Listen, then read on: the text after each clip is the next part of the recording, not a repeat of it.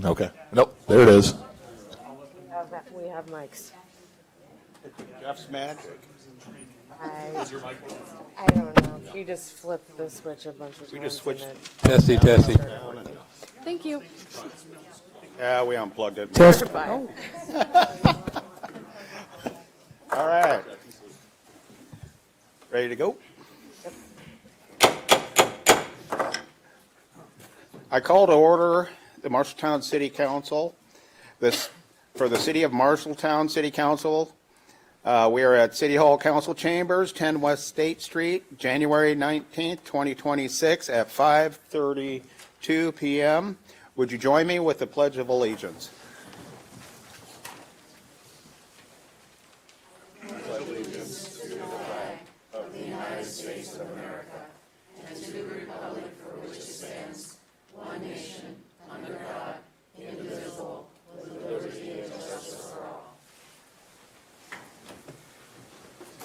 And thank you. Councilor Thompson will not be with us tonight. He is sick, and he will not be with us by phone either. So we wish him well. Roll call, please. Cahill, Yes. Fonseca, Here. Mitchell, Here. Nichols, Here. Schneider, Here. Thompson, Yepes Gomez. Here. Okay, we do have a quorum. We'll move on to discussion. Carol. Thank you, Your Honor. The first item that we want to speak to you about tonight is the projected shortfall in the general fund budget. It's estimated to be about $1.573 million, and staff have thought through a little bit about what are some potential expenditure reductions that we could make, and what are some potential revenue generation ideas that we brainstormed a little bit. And so I've provided an outline in your packet about the particular measures that we discussed, what the approximate dollar amount is of that particular item, and then just sort of my opinion on the impact that reduction or revenue generation would have on services. And so I think at the back of the memo, I have included a table that shows a list of the different items together with their cost and then the potential impact. So I'm wondering how council might want to go through this list. If you want to begin by focusing on those that have the highest impact items, or if you want to start in another way. Diana's she's got the spreadsheet pulled up here so that we can move things in and out and play with different scenarios, if council would like to do that. Your Honor, Yes. I have a clarifying question. Is our goal tonight to make resolutions for the budget, or are we strictly at the discussion stage? This is for purposes of discussion. It will be reflected in what we bring forward to council for approval. But we don't plan on doing an approval or disapproval at this meeting. Is that correct? Is that how you want to do it, or I'm sorry, Mayor? I believe that we should be approving or disapproving each line item tonight, unless there are questions about it that are not answered. Thank you.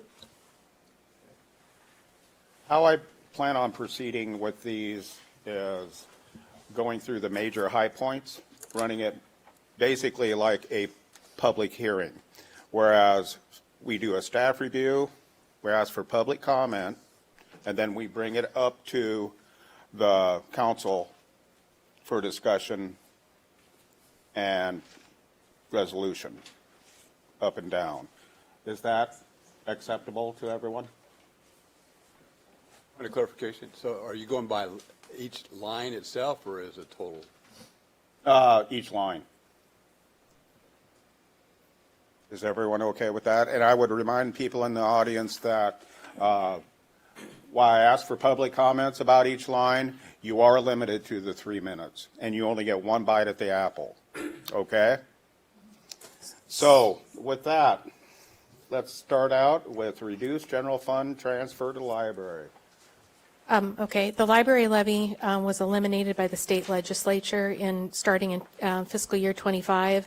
Since that time, the city has continued to fund the library budget out of the general fund to try and make the library budget whole.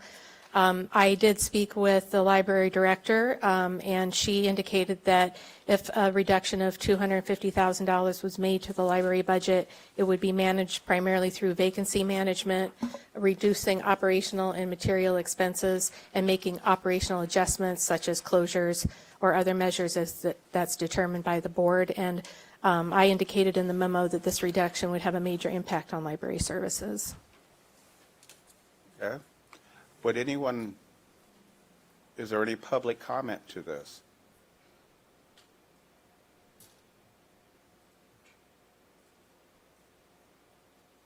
Hearing none?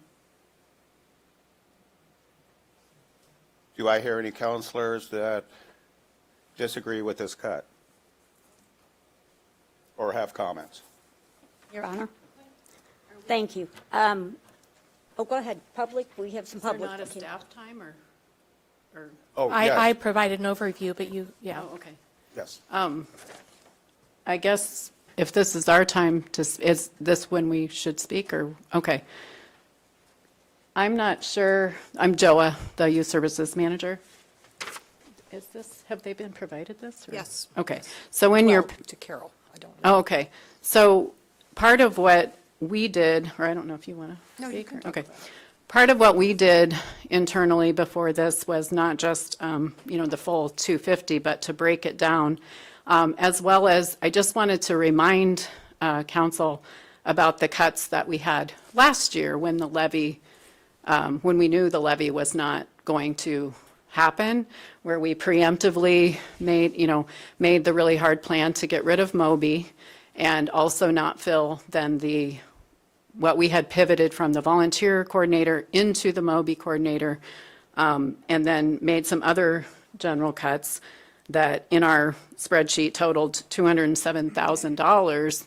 So therefore, I just wanted to bring that up before you talk about it, because the 250, which there's still some discrepancy about whether we ever actually got that from the levy, wouldn't be completely, how can we be asked this year to come up with the full amount of a levy we didn't get when we came up with some of that last year? So we have more details on a spreadsheet, but yeah, so I just wanted to make sure that was brought forward.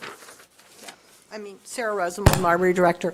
I mean, as you call, when we came here to talk about getting rid of Moby, it was an incredibly hard decision, but as soon as we heard the levy was gone, we knew it was not sustainable. So as Joe said, we had a position that had been levy money that we did not fill.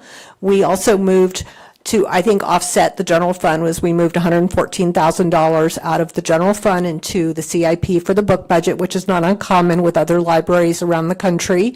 We had some other things that we did, but those were some major things that we did. We saw this coming, and I've been here 15 years almost, and I've, been through this show before. So, it's just really hard. I mean, and every department has taken cuts in my 15 years, but it's really hard, it's going to have a huge impact on library service to our community, so.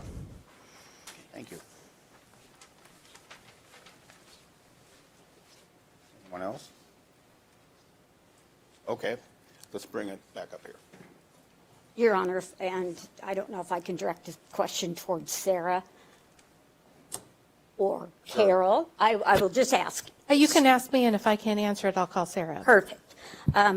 Because I understand about the levy, and I was strongly against it as part of the legislation, and it has hurt our city in a number of ways. But beyond that, we do have to look at how we can do this.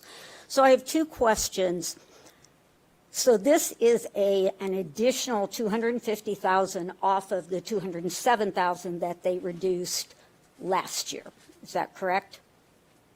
Yeah, I'm going to ask Diana to come up and talk a little bit about the transfers that are made from the general fund to the library budget. So all of the levies that are for the general fund get put in a pot. when all the departments build their budgets, we look at in total, not specifically department by department. So, yes, they gave up a position for the Moby, but they weren't going to have the Moby anymore. So, the 250 is the last levy in fiscal year '24 that we had the library levy. So that's how that number came to be. My second question, thank you, Diane, I appreciate that.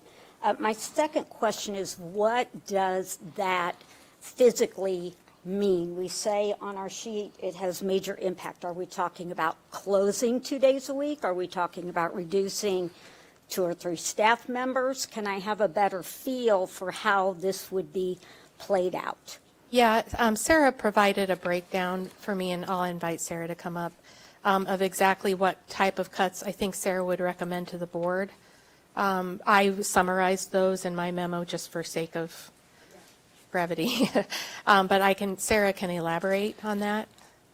Well, we didn't, I mean, we only came up with cuts, okay, so we came up with like 40,000 from actually it was 60,000 from just our general line items, things like eliminating the mowing at the library, which actually would be taken over by another department. We had put more money in for ebooks, which are incredibly popular.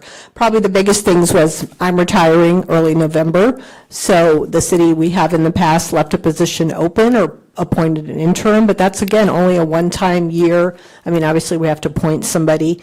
We have a staff member that could be appointed, then their position could be vacant, but that's going to be a huge impact on the library that that person's going to be doing double duty, that my job and her job, but, there is some savings there, but that's kind of one-time savings. Really, if we're going to talk about significant cuts, we're going to be maybe talking about reduction in service. But one weekend day does not get us a lot. And, you remember, Sue, we added Sundays after the levy. That was the big thing. One of the biggest drivers of the levy was Sunday service. But, it doesn't get us a lot because we only have part-timers working for the most part 4 hours a day. But it would have a huge impact on our community. So really, back when Joe Gall was here, we talked about closing 2 days, which would, just gut our community in terms of using the library, the most underserved people that use the library the most. But, I did not find $250,000 worth of cuts. And like Joe has said, we did give up that position, which had been our volunteer coordinator, and we moved it to our outreach coordinator, but we didn't fill that position because, again, we kind of saw this coming. We had moved the book budget over, and that was another thing that we did deliberately to kind of offset because, I just knew, I've not only here, but I've gone through this rodeo, but in other places. So we've reduced, periodicals, all types of things. A lot of things are 2,000 here and 4,000 here, but yes, as I heard Mayor Ladahoff say, it's people, and that's the thing. But most of our people are part-timers. So, for us, back in the days of the Iowa Trust scandal, I believe all the library part-timers were eliminated, and you may remember, Mike may remember, and it took the library 25 years to kind of come back from where we were. But really, we'd have to eliminate a lot of our part-timers, and then we would be looking at minimal service, which is also going to impact our state rating because we're required to be open at least 55 hours, 6 days a week, and we'd actually lose an hour and we'd have to put an hour back somewhere else. So I don't have the answer, and I apologize. It's just a really difficult situation. One thing you might consider, another item that's on the list is vacancy management just across the city in general. And so if council supported taking that measure, it would make sense to also support it for the library, if all departments were doing that. So, and Sarah, do you estimate what that potential cost savings is? I think for my salary, it would be like $95,000 for that about 7 months of me being vacant in fiscal year 28 now we'd be talking fiscal year, because it's not, we're in 27, right? So or is it 27? I'm sorry. But I'm retiring in November. So we do have an internal candidate. That person has a a decent salary, they would, maybe we don't feel that either, but like I said, that's going to put a huge burden on that person doing my job and her job. So, but we could, we just pull it together like all the other departments and make it work. So, but that's just one time, and then we're going to be looking at it again. So, but yes. And I have one final question. Anyone else have a question? Okay, go ahead. Does this in any way impact the construction and the plans that you are currently undertaking with some of the renovation plans? No, that actually began today, very noisy, but that is all paid for by the Friends of the Marshalltown Library. That money is all in hand, but I want to remind you that the bylaws of the Marshalltown Public Library, they are not allowed to pay for operating costs. They can't pay for the electric bill. They can't pay for my salary. They can pay for things like extra books, programming, in this case, building, because they were part of the building in the beginning, but they have very definite guidelines about what they can and will use their funds for.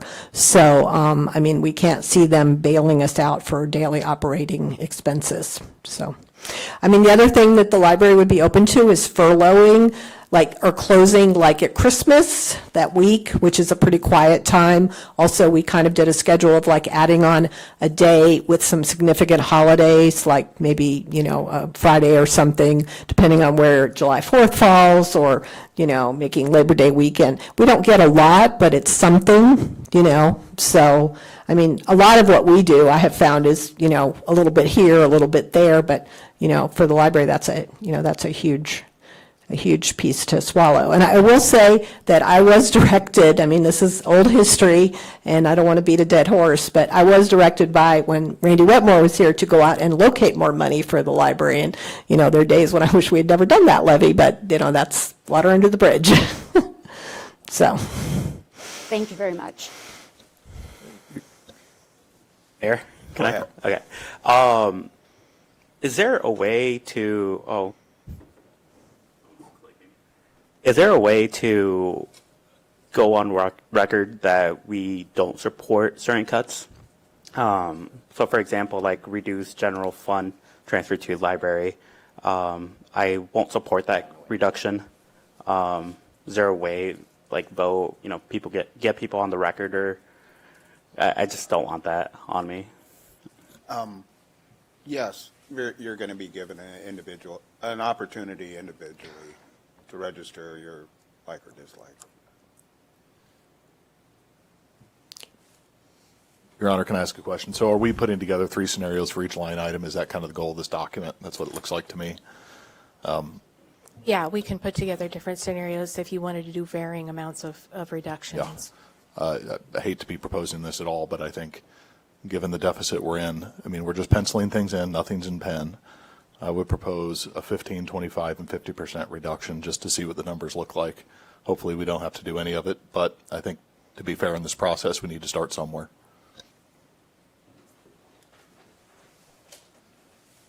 Diana, do you want to put that into the spreadsheet? So 15% of 250, you mean?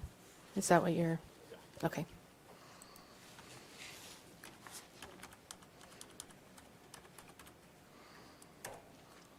Your Honor, can I clarify what Jeff stated? Are we looking at, for every item, a 15, a 25, and a 50%? I don't think that'd be fair, like mosquito spraying. I think that's just eliminated. So I think go on each one, especially these bigger dollar figures, to see how they pencil in.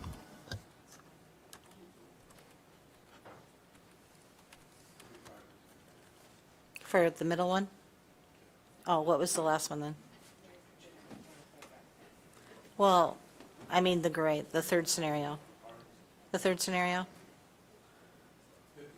15, 25, 50, I believe is what I Oh, proposed. 50, okay.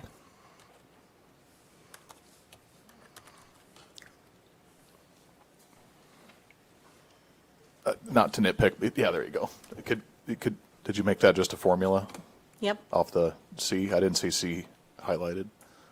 I put in the 250. Could you just reference column C? 250 5? times 15%, 250 times, Yep, I get it, but could you just reference column C? okay. Excel nerd, sorry.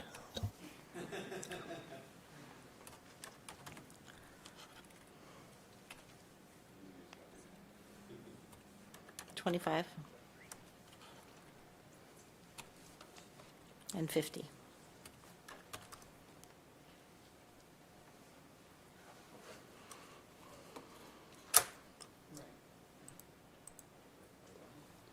Sure. The next item is elimination of mosquito spraying for this fiscal year. We do have some chemicals, some spraying chemicals in stock. Should those supplies be depleted, we would just not provide any spraying when it was requested. So it overall would have a minimal impact on services. We may have enough to get through the season.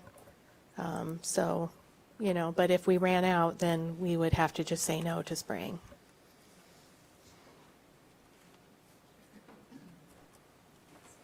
Does anyone have a problem with cutting the remaining balance of this? Your Honor? Yes. It's $2,000 annually is what it costs, right? Is that what we're? Yes, but I don't believe we've actually used this line item, and at least last year we didn't. We have some on stock. Yeah, so we haven't used it, at least last year, I know that. Okay. So it may not be needed anyway. Your Honor, Yes. I think it might be a little better use of our money to do a pre-mosquitoes, do it in the larva stage in the water before we have the problem. It'd be more beneficial. I talked to a pest control service, and they said it would be better off to hit them before they hatch. I think that would run you quite a bit more than the $2,000. Because I believe the $2,000 is basically what we've got left, and if we have to just hit an event, and that's it. Your Honor, I think just the mosquito spraying is just, it gets talked about a lot, and I don't know, I think we should keep it, just because it's just such a small amount. So this is a line item in the general fund, correct? Yes. Why couldn't we take it out of the general fund and then we pencil it in the local option sales tax in the future if it's really needed? We definitely can do that. Yes. Your Honor, I would be okay with eliminating it altogether, because I know if I have mosquito problems, I go and purchase my own sprays or citronella or whatever it is to try and keep myself and my property mosquito-free. And I think that could be, I mean, yes, it is only $2,000, but there's a lot of money in here that we need to work with, and I would say we could let that one go. Counselor? I'm for eliminating it. I'd have to support eliminating it. Jeff is for eliminating it? Eliminate, we can talk about it if it comes back up out of loss potentially. Yeah, if I get, you know, I get complaints, we get complaints at the city. If I get them for a certain area, I can always bring that back to council and say, you know, maybe we don't have any chemical left, we want to take a run at this. So I think that, to me, that's a workable solution. Okay. Do we have anything from the public? We're going to eliminate that. Hearing none. That is eliminated. On to the next item. So the next item is managing vacancies, either through retirements or, you know, people who are voluntarily leave the organization.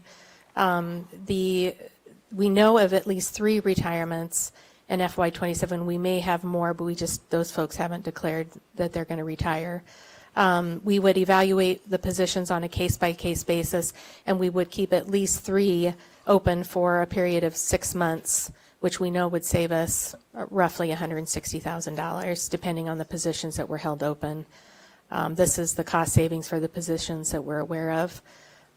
It is savings only for a single year. It would not permanently eliminate any positions, and it would definitely have an impact on departments. These are some, you know, the ones that we are aware of are key positions that are sort of a single person in that department that provides that particular service. So we would have to have others in the department pick up those duties. But it is, you know, a fairly significant cost savings.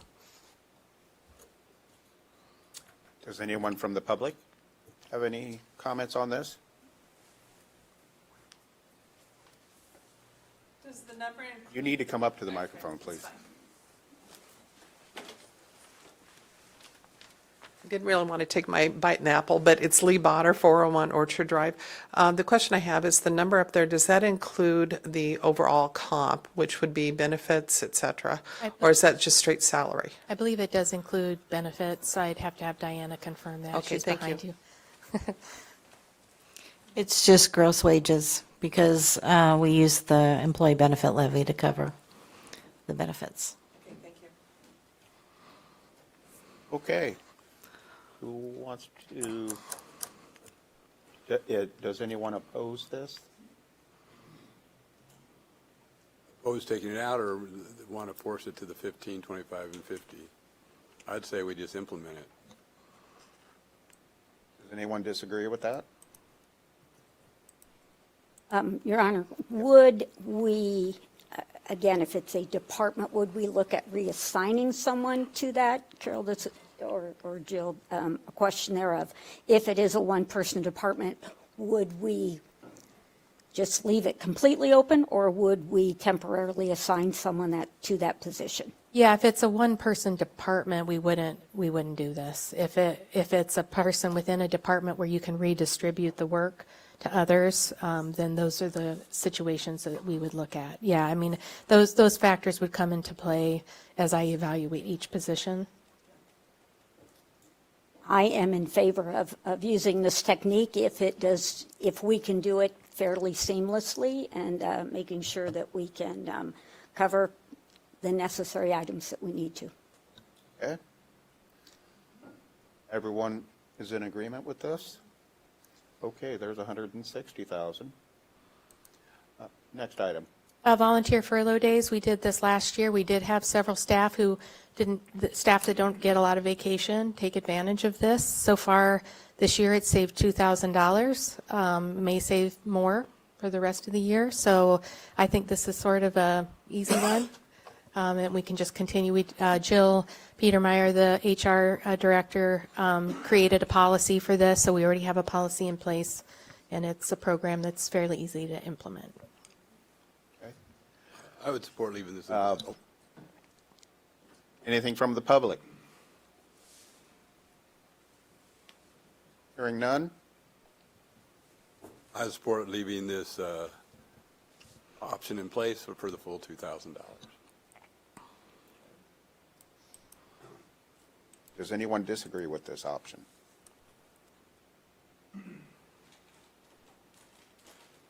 Hearing none? There's the 21,000. Next item, please. So the next item is closing the Aquatic Center on Wednesdays and July 4th, opening the center later in the year on June 8th and closing it earlier on August 16th. I can ask Kelsey to come up to the podium. Kelsey Stafford, our Parks and Rec Director. I know Wednesdays is generally our lowest attendance day. Is that correct? Yes, Kelsey Stafford, Park and Rec Director. We do have trouble keeping staff past August 16th sometimes. We have college students that are lifeguards that go back to college early, so we do have some challenges keeping the Aquatic Center open later in the year. Do you have anything to add, Kelsey? So I did do an average attendance for each day. You'll see that Wednesday is low as well as Friday and Saturday. We are suggesting closing on Wednesday because that would cause the least amount of disruption in our services compared to the weekend. So I just wanted to clarify that.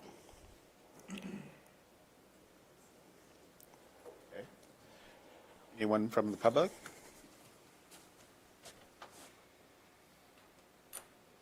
Okay. Your Honor, Yes. Kelsey, do we know how much it would be, just the Wednesdays, like keeping Wednesdays, opening later and closing earlier? Do we know what that would be? You'll have to bear with my notes down here. Yes, so the total Wednesday impact was $7,150.50. So that would be subtracted from the proposed 21,000. Yeah, it'll bring it down to like 14, right? Yeah, okay.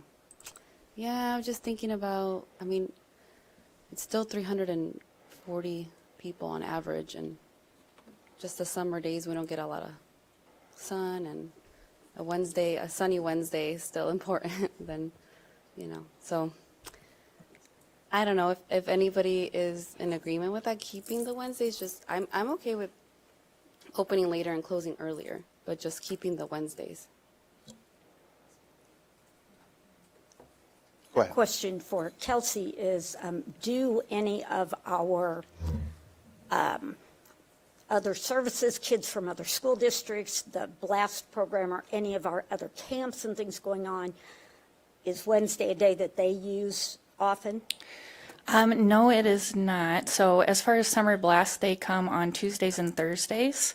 I'm sorry, looking at this here. No, we do not have camps that come on Wednesday. If we do have a group that did want to do that, we would work with them to find another day. Hopefully that would work.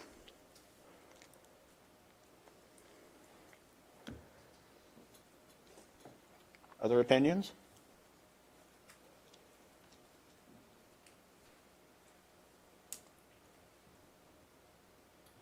Kelsey, can you remind me the hours again that the pool's open? Yes, so we have lap swimming and water walking, 11:30 to 12:30. Open swim is 1 to 7 on weekdays, 1 to 6 on weekends, and then water walking on weekday evenings, 7:30 to 8:30.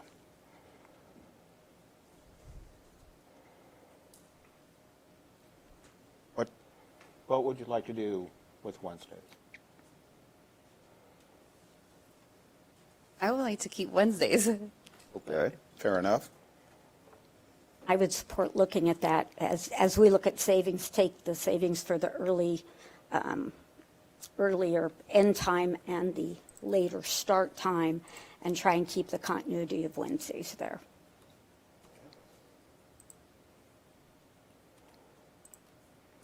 Marco?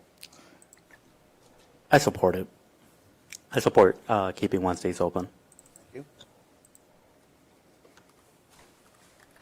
I think we should probably try to close it on Wednesdays, because they could always go to the new aquatic center.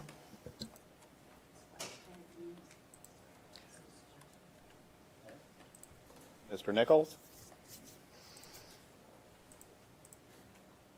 Well, I'm seeing that we're going to have to come up with money from somewhere, so not that I'm a fan of it, but I would say it looks like we have not a lot of choice. Counselor Schneider?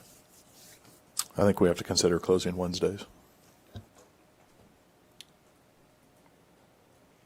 What do we do with a split opinion?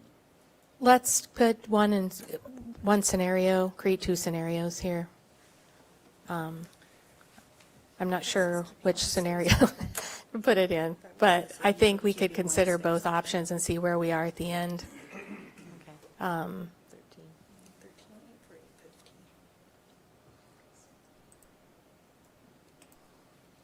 It would be 14,000 or 21,000 would be the savings roughly, right? I'm just not sure how to capture this, I guess. We can just make a mental note of it too. Put 21 in for now, and we go back and say if we need to find a little bit more money, we can change that one. Does that work for everybody? Okay, let's do that.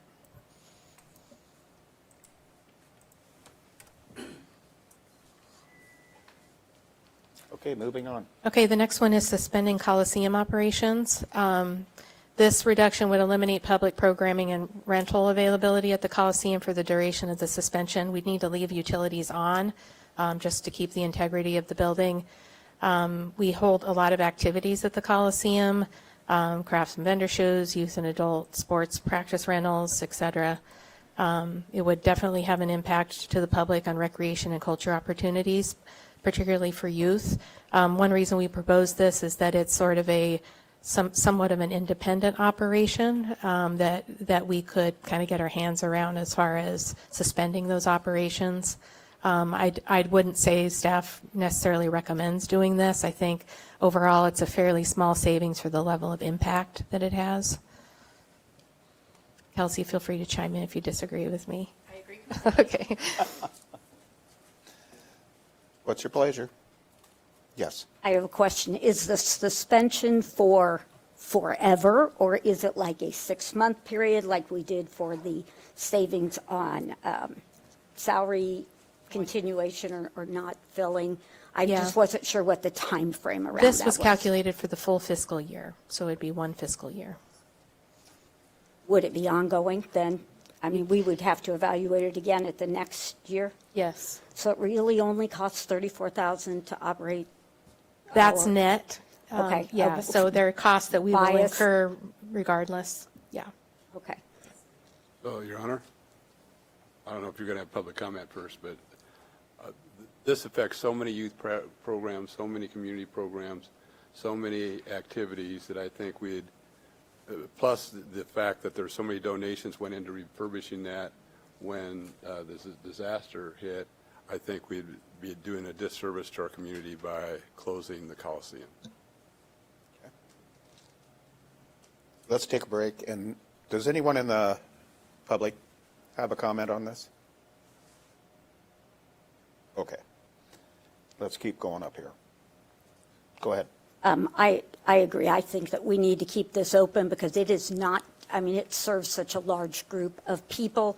And I think as we looked at further down the list, looking at raising fees for some of our recreational activities and things, I think we may have a little bit of a domino effect if then we've got our athletic programs or basketball or whatever, but they don't have a place to play anymore. So I think that there's some interdependence on those, and I would not support suspending the Coliseum operations. I can't say a whole lot more than what's already been said. We should not do this.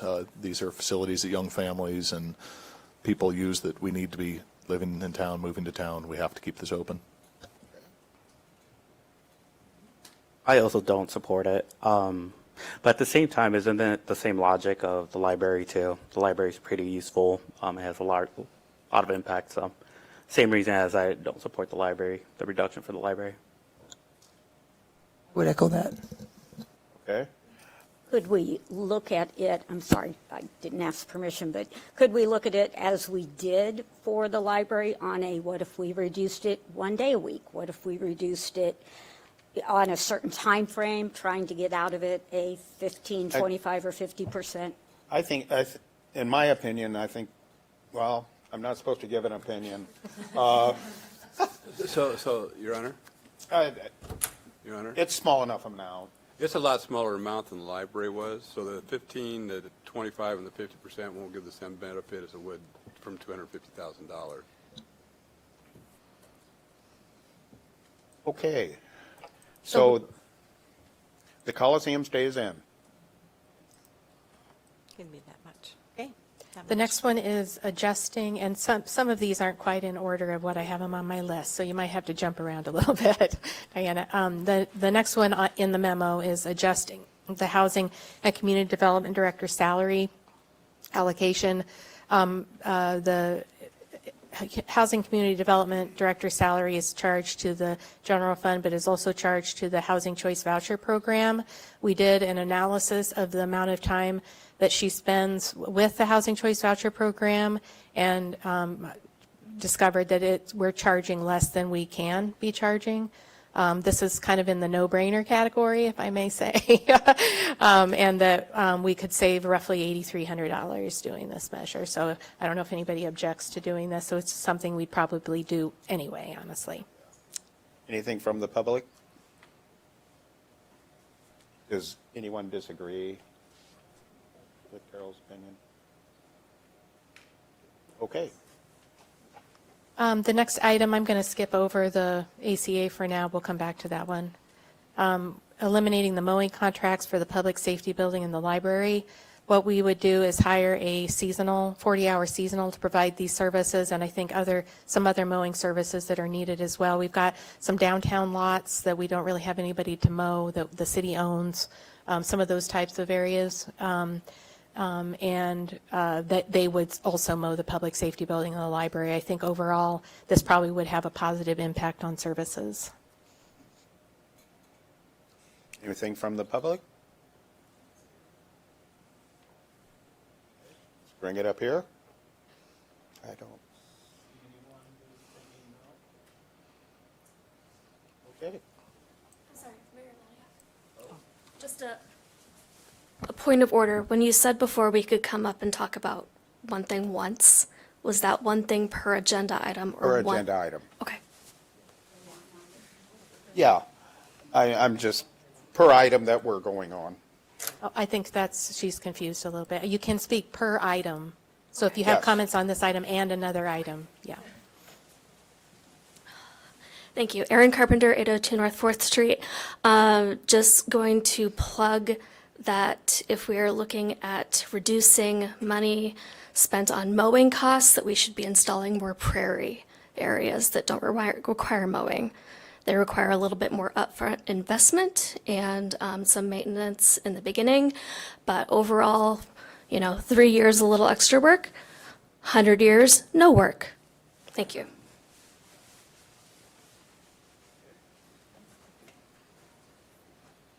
Okay, the next item is eliminating recruiting bonuses for the police department. We budget $2,500 a year for sign-on bonuses as a recruiting tool. This would have some level of impact on recruitment. Chief can come up and speak to a little bit about what level he thinks it would have. I said minimal, he may disagree. Yeah.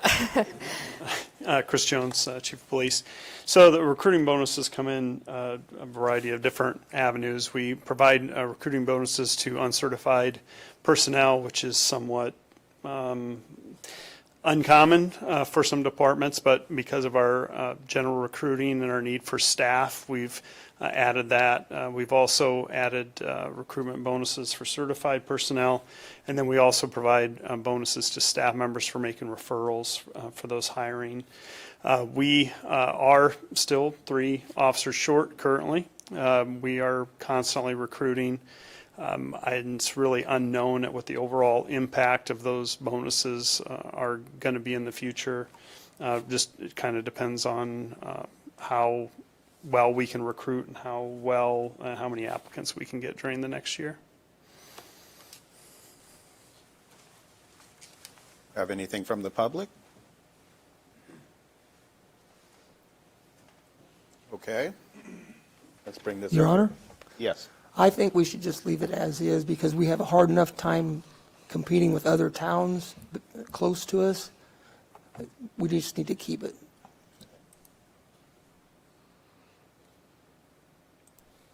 Your Honor? Yes. How long have we had the $2,500 incentive? Did Chief I believe Jones said at least 2 years. at least 2 years? Okay.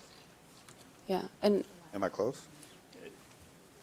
We really started after the pandemic at some of those more aggressive ways of providing incentives. Some of the other communities around us have provided incentives for hiring, and we kind of fell suit with that. I would say 3 to 5 years we've been doing that. okay. All righty. Do you think the labor pool for police is in the same situation as it was right after the pandemic and during the pandemic? No, I think it's the pool's better. The candidates, we're still having difficulties with people getting through the process. That's been fairly consistent over time. So we are getting applicants. I think at some point that we talked this afternoon that over the last 2 or 3 years, we've reviewed over 60 people, and I think we've ended up hiring maybe 7. So it's a low turnaround for people that are qualified to be hired, but we do get the applicants. We're constantly taking them. We're constantly interviewing. I think we had 1 interview today. We had 2 scheduled, 1 back down. We had 1 individual choose to not continue with the process. So we had 2 conditional offers that were out there, 1 step down. So it's just a constant rotation of trying to fill those vacant positions. Chief, is the $2,500 given like right up front or like spread out throughout the year or anything like that? Well, depending on, usually it's done in 3 installments. So they'll get a third when they get hired. They get a third after, I believe, their field training, and then they would get the other third at the end of their probationary period. And really what it ends up doing is a good marketing tool for us to maybe provide a moving bonus for people to make it a little bit easier for them to maybe change positions or change jobs to come to Marshalltown, where we wouldn't have another incentive for someone to do that. Okay, I see. So there's no moving, what's it called, the moving cost help with police officers then? No, ma'am. Okay. So then, yeah, I think we should keep it Your Honor? for the officers. Yes. So Carol, this is out of the general fund? I could have sworn this was out of lost, but it's general fund? No, this is general fund. Okay. I would say for now, we pencil it out, see how recruiting goes, and then reconsider it maybe with lost funds in the future. Okay. I have one clarification, please. Is it 2,500 per person, or is it 500 per person, and we might give it to 5? It's the total, this is the total budgeted, 2,500, I believe. Yeah. Yes.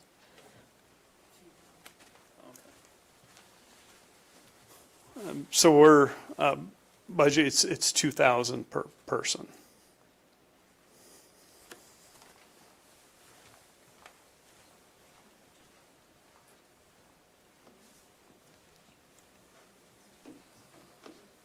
Okay.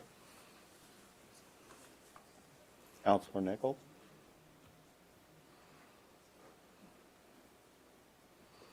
I'd support the idea of putting it out in lost and taking it out of general fund. Okay. I agree. So we're at a split? You had said, take it out of general fund and use lost for it? Is that where we were at? I think I'd intended to take it out of general fund and not put it in lost yet, but we always have that option in the future if recruiting's going poorly. I agree with that. Well, we can leave it in for now and see how our total is at the end. Does that work with everybody? Okay, I'll move on to the next item. Retain the Veenstra and Kim contract for building inspections in lieu of hiring 2 FTEs. Staff had originally proposed that we bring our building inspections in-house, and after doing a financial analysis, we did include the 2 FTEs for building inspections in the proposed budget. After doing a financial analysis, it showed that it comes at a slightly higher cost than retaining the V&K contract. So we're proposing that we just keep the V&K contract. That was not true with the rental inspector. We also proposed hiring a rental inspector. That actually does have a positive budget impact. And so we would propose we hire the rental inspector, but not hire the 2 building inspectors. Anything from the public? Okay. I would support removing this item. Okay. I think I would support it as well, removing. I support retaining V&K contract. I think that's what you guys are saying too, but the removing and retaining, I'm getting a little confused. Okay. Same. Refresh us with the workload of what 1 full-time employee versus 2 full-time employees for this would be. Do we need 2 full-time employees to do the building inspections? One would do my Clayton's not here tonight. He's on vacation. I know one person would do the inspections themselves. I think one was supposed to be like a senior building official, act as a senior building official. So duty slightly different. So it seemed to think that the workload for those 2 jobs would require 2 people to do those. I don't think we could just hire one and get away with that. Okay, I think I'd like to see maybe if when Clayton is back, if we could have him talk about it. I mean, if we're talking about cuts places, we got to make cuts. And if we could hire 1 full-time and save money, it seems like we should do that. Okay, we can look into that. Okay. Ready to move on? What are we putting in then? We're going ahead and making the cut? Yes. Okay. The next one is, Carol, I'm still confused. Making the cut of not hiring 2 that's right. FTEs. Okay.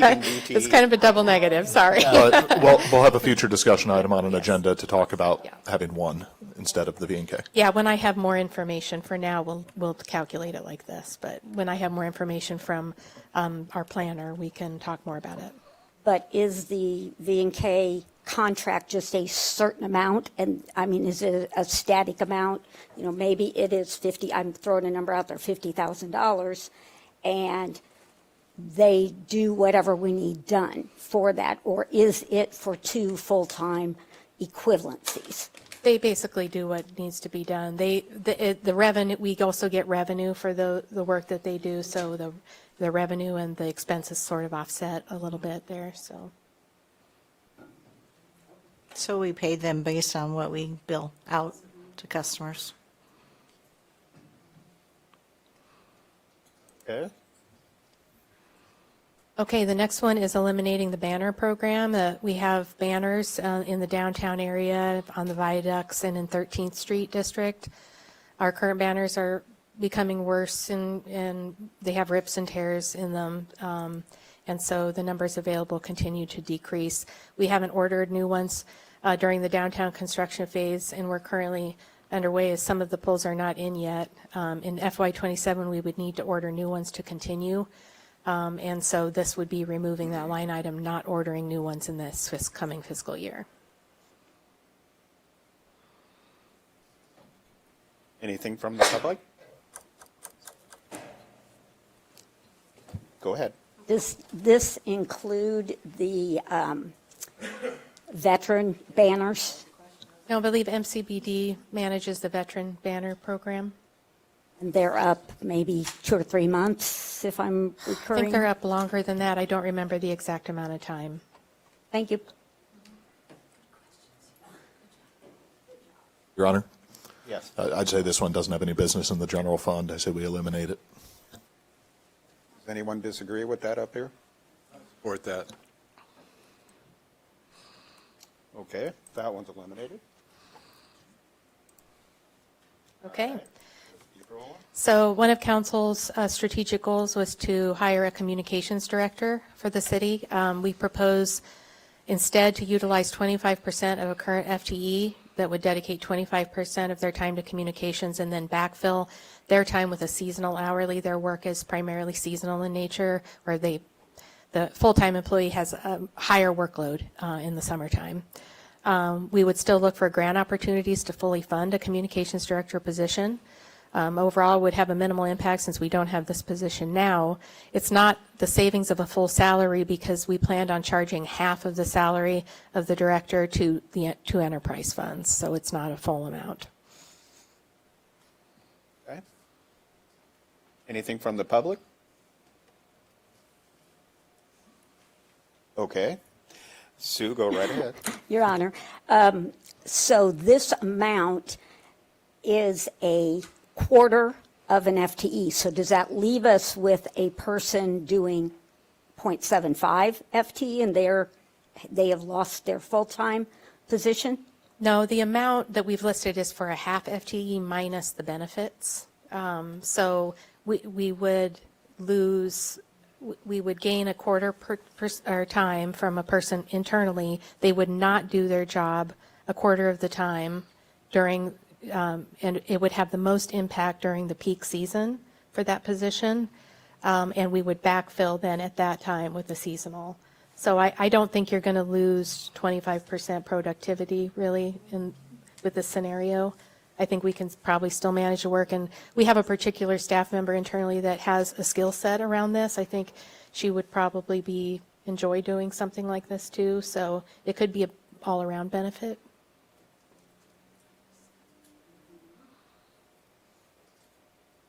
Okay. Opinions? This is, Your Honor, this is not a current position. This is just almost just a matter, same much a matter of just leaving a position open, so I think we just go with this.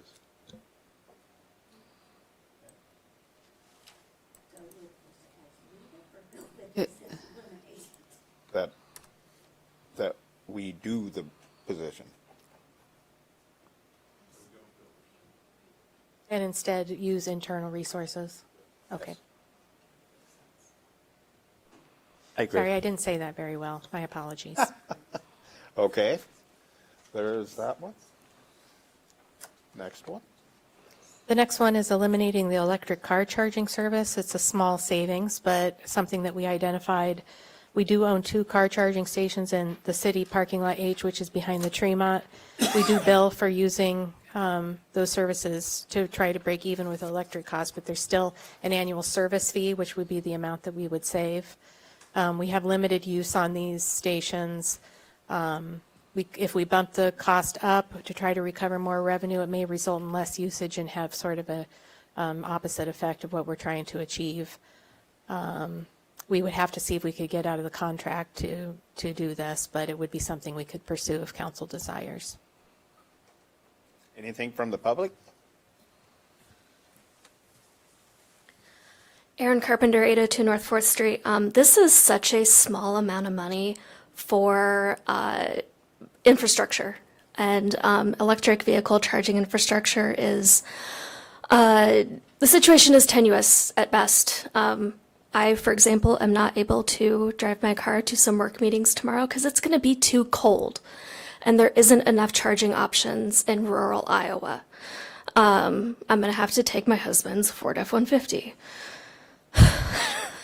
The Marshalltown's EV charger is, maybe it's not as highly used as it could be and as it will be in the future if EVs become more popular, but I don't think that it should be removed from the budget.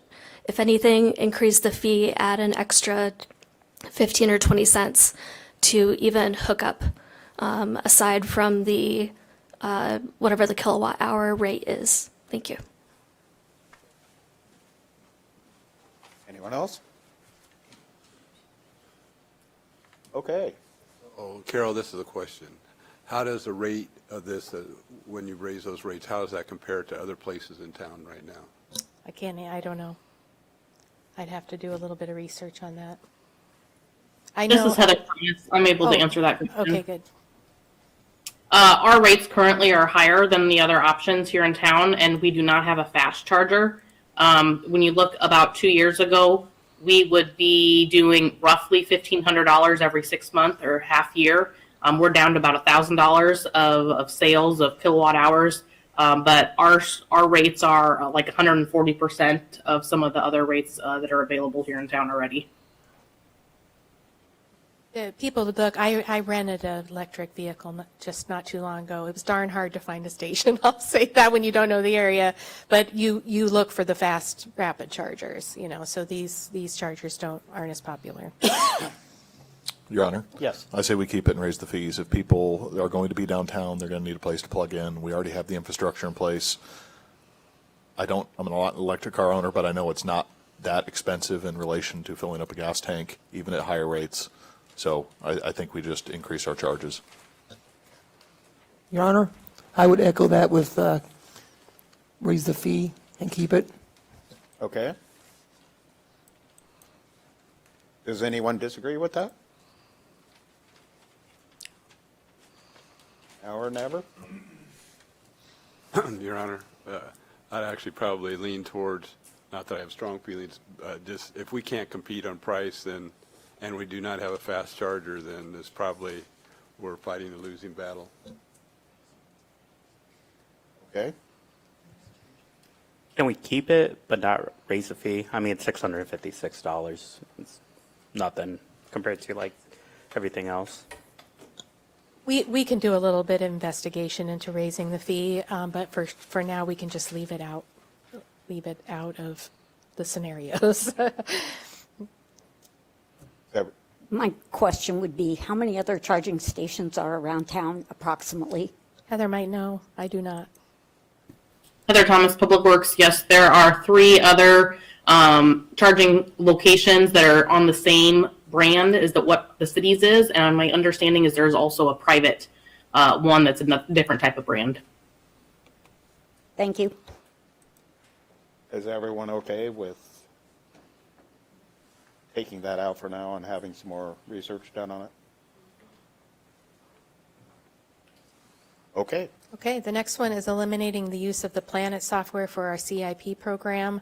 Right now, we use what I would consider to be, and I'm sure Heather would consider to be too, a cumbersome software that helps us organize the 5-year capital plan. We looked at a lot of different softwares. A lot of them are better than what we're using now, but they come at a much higher cost. So one option that we have is to just create a more simplified CIP using spreadsheets. You would get less project detail, most likely, and we wouldn't be able to run as many different types of reports as we run now. So it gives us less flexibility there, but for sure it would have a positive impact on staff time. Anything from the public? Okay. My opinion of software, if it makes more work than it gains, then it's not worth keeping. Does anyone disagree with that? Okay. Great. The next one is reducing budget line items, including travel, training, consulting fees, equipment, operating supplies, and contract maintenance. We have these fees primarily, for the travel and training to support employee development. It helps employees stay up to date on their profession and trends in their industry. We also use some of these funds to fund activities that can't be performed with in-house staff. We make minor purchases with these line items. So all the departments went in and looked at these line items and either reduced them or completely eliminated them in some cases. It would have a moderate impact on services. We need to identify some free training options so that we can remain current with current regulations. And then grant-funded positions and enterprise positions would maintain their training budgets. So this would save roughly $82,000. I think, Diana, you have a breakdown of where that comes from, right? Yes. So you can see the different line items. You might have to blow it up a little. Conferences is roughly $25,000 of the total.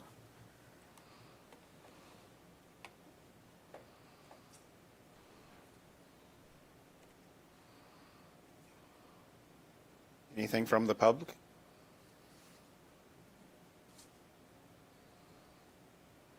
Okay, let's bring this up here. This is a question more than anything else. When you have operating supplies, is that considered what you'd have? Operating supplies and office supplies, that's things you don't need? Or is that, if we're utilizing things? Well, we've reduced them down a little bit. I think you're just cutting it a little closer maybe than you would normally. Yeah.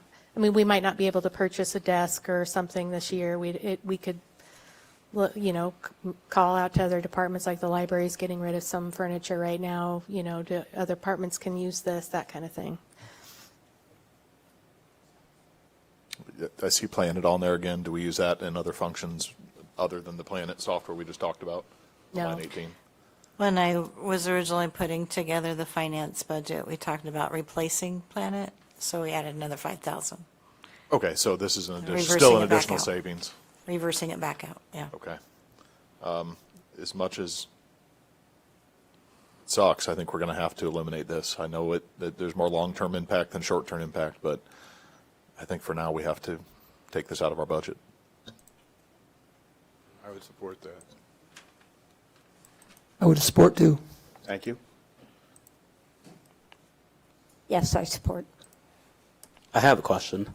So for this, I'm wondering what kind of impact it has on like day-to-day operations for staff. The reason why I'm asking is just because, you hear stories about teachers. We don't fund teachers, but, teachers buying equipment on their own salary. So I'm just wondering if it has any impact on day-to-day staff and if it's going to put them in, in that position. I don't think so. I think departments did reductions, but maybe not complete elimination where we knew we needed something. I don't see a scenario where people are buying things with their own funds. Maybe pens, I don't know. Because Kleenex. we don't have to do the whole 82,000, right? We can do You could do a part of it. Okay. We'd have to go through the list, and it's almost easier to do it the way we have it now. We'd have to go back through the list and see what we would increase. It might be challenging. We wouldn't say no to it for sure, but. Okay. All right, then I'll support it. Okay. Now, do we want to go back up to Oh, we're still rolling here. Yeah, we still have, I want to go let's go back up to the Arts and Culture Alliance.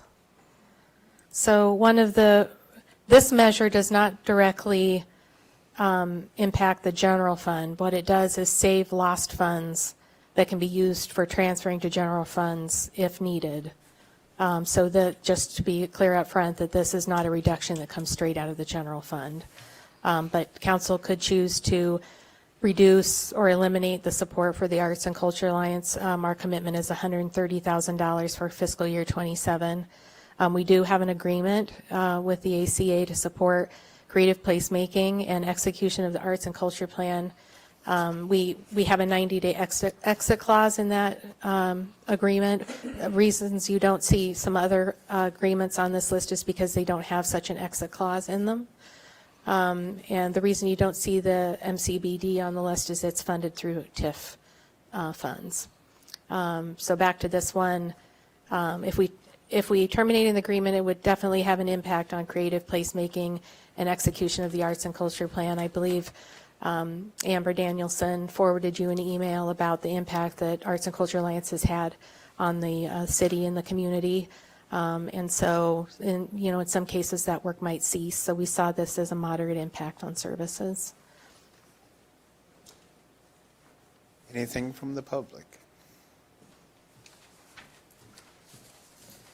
I'm going to move this so I don't screw up that budget.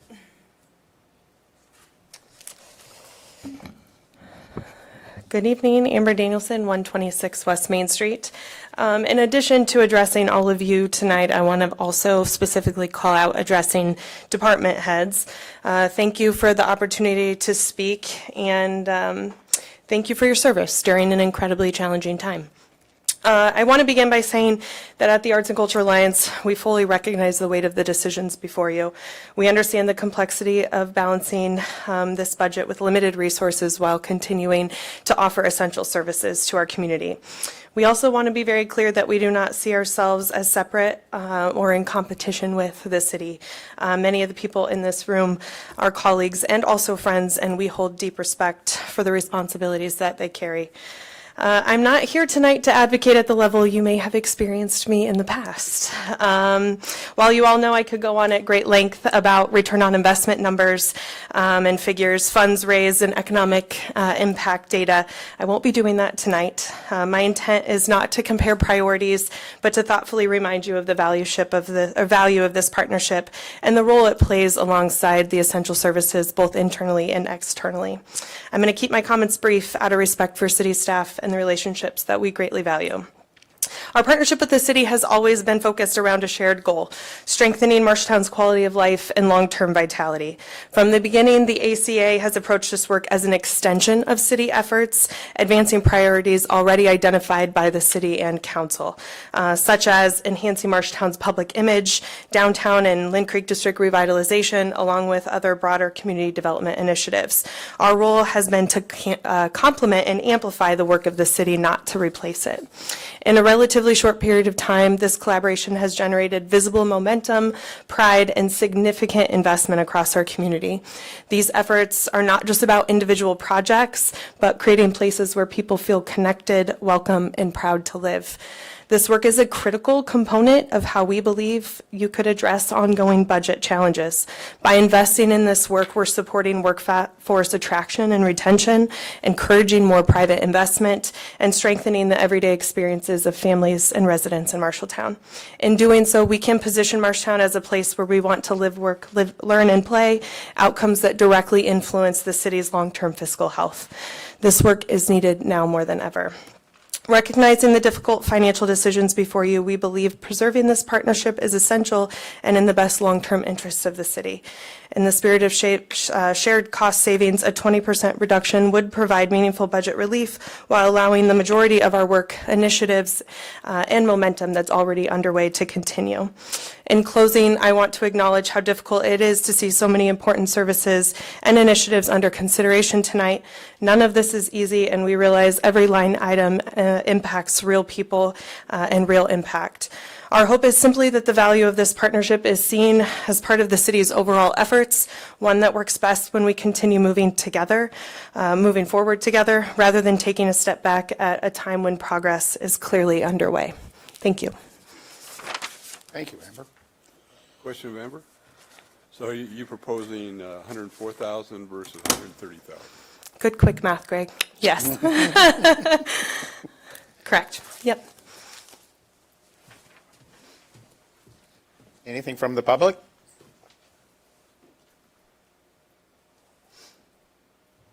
Okay. Your Honor, so, hearing that, the 104,000, I think we should move forward with the 104,000 then. Okay. Yep. Just for budgeting sake, I'm very glad that Amber has proposed that. Could we apply the same schedule we did to the library to pencil those figures in, because we're still working on revenue numbers?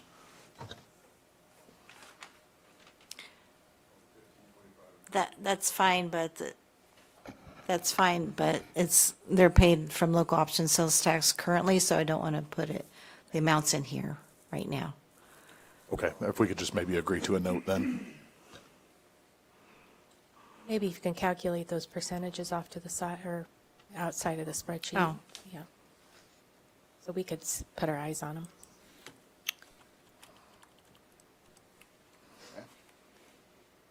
Do you want to move on to revenue, or do you? Is everyone in agreement with that? That's not what I had in mind. I'd leave the original 130,000. I will, I just Okay. wanted to know what the amounts were based on these percentages. So 15%. But it's not unless you move 130,000 there. Sorry. There you go.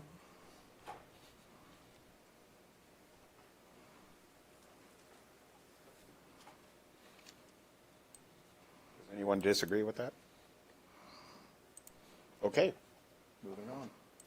We did have a few ideas around revenue generation. The estimates that we give in these particular line items we felt were conservative just because,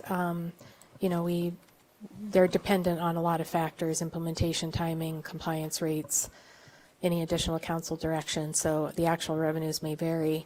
The first one was implementing a pet registration program. A lot of cities in Iowa require registration of pets, particularly dogs.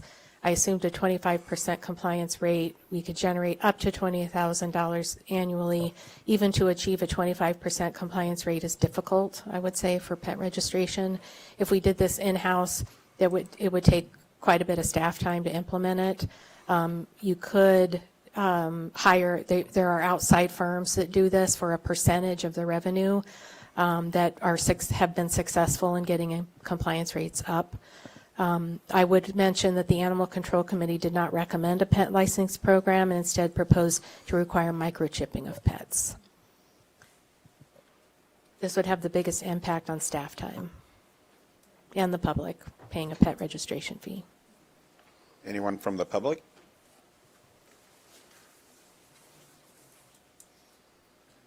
Okay. So this is a question for Carol.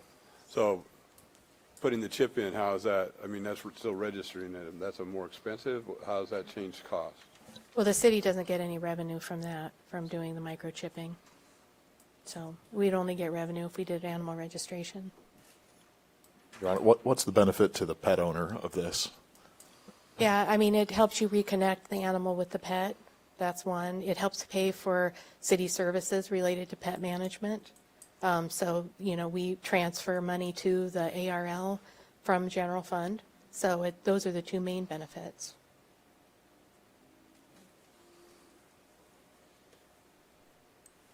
More opinions? What would be, do you have some idea? So is this a net after you're figuring staff time and that cost for the extra staff time and that kind of stuff? I didn't figure that. I just used set of standard rates for pet registration and used a 25% compliance rate. So they're like I said, if you use an external party, there's a couple of companies that do this for cities. They take a percentage of the profits, but they increase compliance because they send reminders out to get people to remind them to register their pet. And if you're past due, they send you something about that. It's usually staff programs don't do that kind of thing. So you get the money back just in the compliance rate. Errol, would that require really no staff time?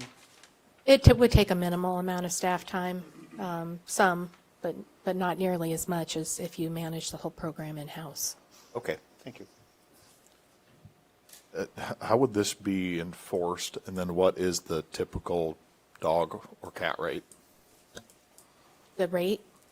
Let's see, I'm trying to remember, and we had this program in Muscatine. I think it was like $25 for a year, 50, you could buy a 3-year license to match your vaccination records, basically, and it was $75. It was higher rate for an unaltered pet. So I think it was, I want to say $10 more a year for an unaltered pet. Mr. Mayor, I have a question. Yes. Why, I guess the committee didn't recommend this. Do you have context on why? I don't remember now. Do you remember, Alicia? Alicia was on the committee too. Well, basically the cost of staff time to do the Yeah. program, and microchipping would meet the requirement of a registration program with the goal of returning the pet to the owner.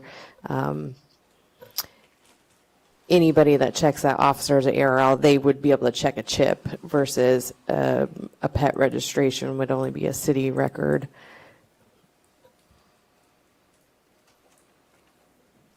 Your Honor. Yes. Follow up on Counselor Jeff's question is how do we then enforce this? Does it mean the police department's going around and saying, whoop, dog, no tag? And then is there a fine for that? What is the enforcement process? Yeah, typically you don't actively search out pet. It's usually if an animal is at large or stray, then you might issue a citation for failure to license your pet. Some cities will even give you time to license the pet before you have to pay the fine. I don't know practically how that would work here, but the goal is to get the pets licensed. So I think that's typically how it's done. Yeah, you don't go out and look for animals, essentially. They find you. Yeah. Correct me if I'm wrong, Chief. Do you agree with that? Chris Jones, Chief of Police. I view that program much like we do now with rabies vaccination. So as we would get a dog at large or we'd have an animal bite, we would verify whether there would be registration and rabies. And then if, depending on what the recommendation would be for citing those people, we would give them a violation for not registering their animal, just like we would for somebody that doesn't provide a rabies vaccination.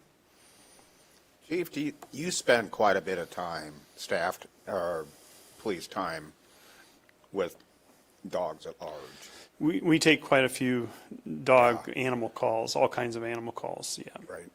Yeah.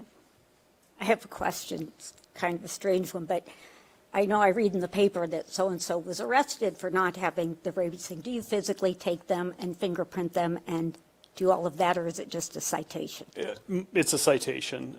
Sometimes for repeat offenders, they will end up going to jail to see a judge, but most of them are cited and released to see a judge at a later date. Your Honor, I think I'd like to discuss this further. I'm a dog owner. I would not mind this, and I do see public benefit. We do pay a lot of money to the ARL, and so I think it's a very appropriate use.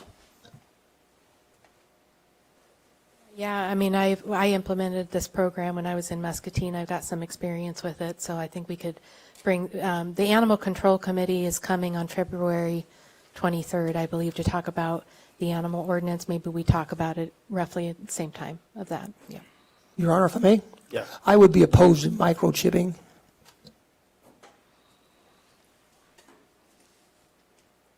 I don't think this involves microchipping. Not this, that will be discussed more when the Animal Control Committee brings forward their recommendations. Okay. The next one is adding the cable franchise fee revenue for the Heart of Iowa to the proposed budget. We recently began charging Heart of Iowa cable franchise fee. We didn't capture the revenue in the budget because we didn't have any idea of what the revenue would be. We got our first payment though, so we're projecting about $5,000 in revenue. So we'll add this to the budget regardless. Anybody opposed to that? Anything It from just the wasn't public? captured, so I wanted to point it out. Everyone's good? Okay. Okay, the next two relate to the E911 Center at the Public Safety Building. I put in there, council could increase the rental fee. Right now, the rental fee is $1 annually. I believe it does require a year written notice to modify the agreement, so we probably wouldn't realize this revenue in this fiscal year if we did charge rent. I just estimated roughly $400 a month rent, so that's why I proposed it at about $5,000 annually. Then HR also does payroll, provides HR and payroll support to E911. We could seek to charge an administrative fee for this service. I base this on the dollar amount, the hourly rate of the staff that performs the service and the number of hours that they do it. Okay. Anything from the public?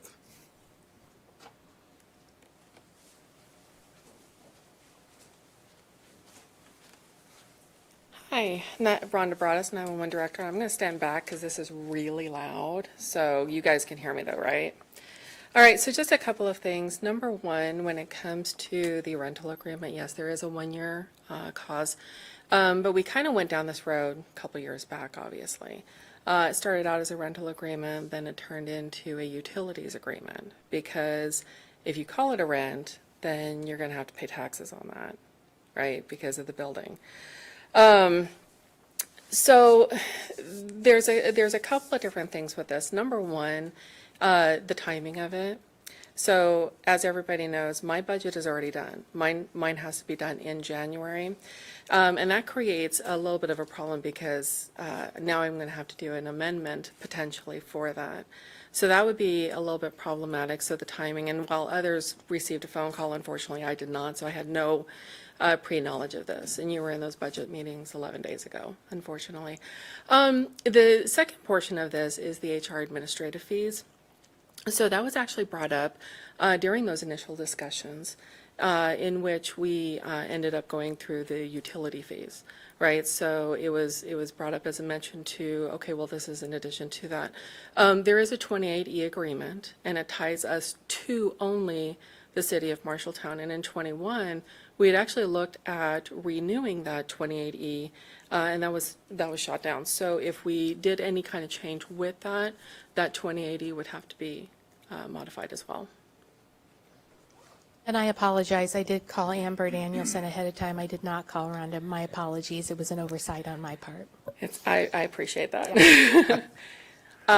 Does anyone have any questions for me? Well, my understanding is we have to give you a one-year warning anyway, right? Yes. So this isn't affecting this year budget anyway. It would in the middle of the year because I run the same fiscal budget as you guys. So if it did change in the notice was given this month, then it would change in January of 27, which is in the middle of my next fiscal budget that's already completed. And it'd have to be basically a year and a half, so it's your fiscal year. Right. Yeah.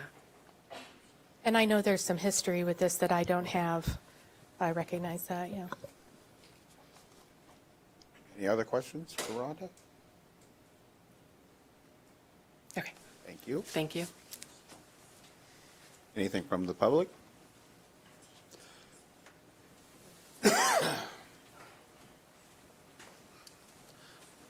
Mayor and Council, my name is Evan Folk. I'm the mayor of Laurel. I'm the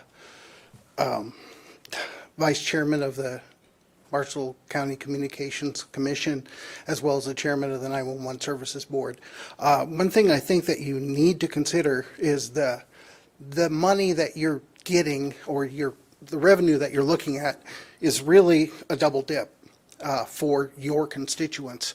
Because what would happen is, because our dispatch, about 85% roughly of the dispatching is done for the city of Marshalltown. And you guys already did the bond for your Justice Center, the police and fire center. And so you did that because we needed a new comm center. And now you're going to bill the Communications Commission because you cannot bill 911 for rent. 911 funds cannot be used for rent. So that's going to force the levy up and force your constituents to pay more money to pay for that increase in rent. So they're already paying for the building. So that's just something that you need to consider. Is that I call it a double dip. I don't know a better way to describe it. Thank you. Evan?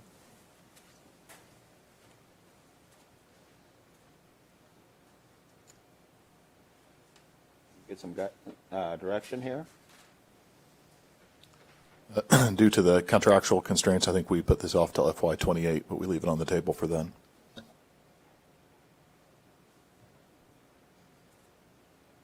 I see heads nodding. Okay. All right. The next one is raise recreation program fees, including the blast program fees. This would actually raise quite a bit of revenue. We're behind on some of our fees. And Kelsey has proposed some fee increases, which are in the memo. I think the biggest one is increasing the summer and spring blast day camp fees. The proposed fee is $175 per 5-day program. I think this is wrong. Kelsey, help me. I have in the memo increase blast camp fees by $10 per day. Is that right? Yes. Okay, $10 per day. Correct. $50 Per week then. week, correct. Yep. Okay. So I think they're currently $125, and we would raise them to $175. And then raise it for the 7-day program for winter blast. So that would bring us more in line with what others who provide these types of services are charging within the community, and probably better reflects what our cost is to provide the service. There's some other increases here that you can see as well that Kelsey has put together, and she can answer any questions about those fee increases if you have them. Have any comments from the crowd? Erin Carpenter, 802 North 4th Street. I just wondered if it had been considered to institute a sliding scale fee for recreation programs. Like, I look at the prices and it's like, wow, that is like a really good deal. But also, that it's not accessible to everybody, even as it stands. Thank you.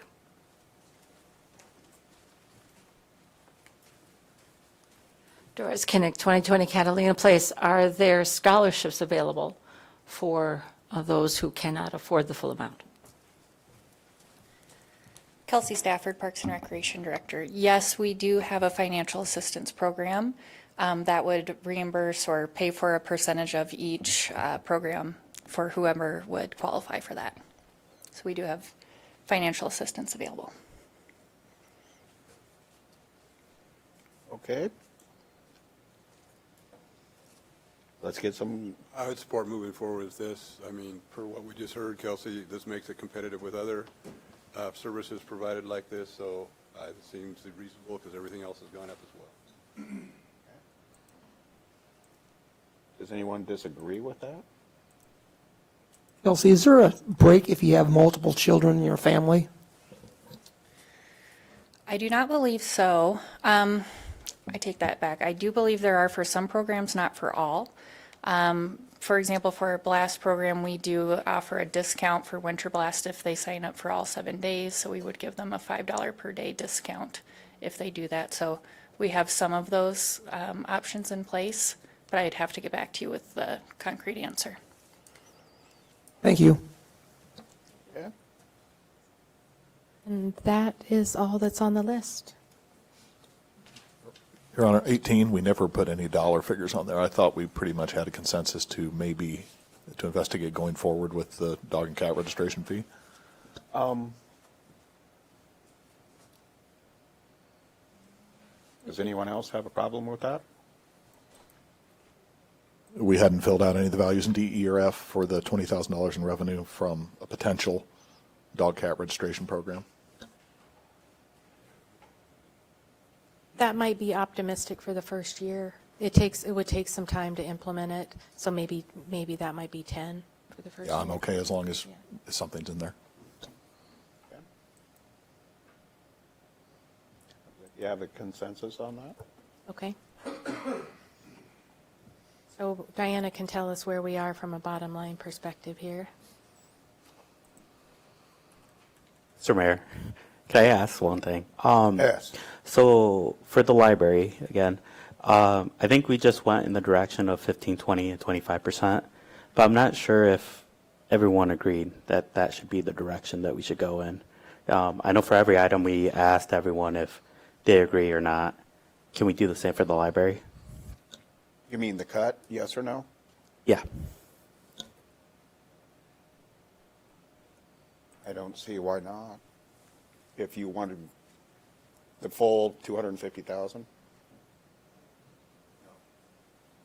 If we just don't want to, in the affirmative, reduce general fund transfer to library. Go to zero? Since I was the one who proposed those, I'm in support of that proposal. The stepped, the three plans, so the 15, 25, 50%. I'm in favor of keeping that on this worksheet for now. Anyone else?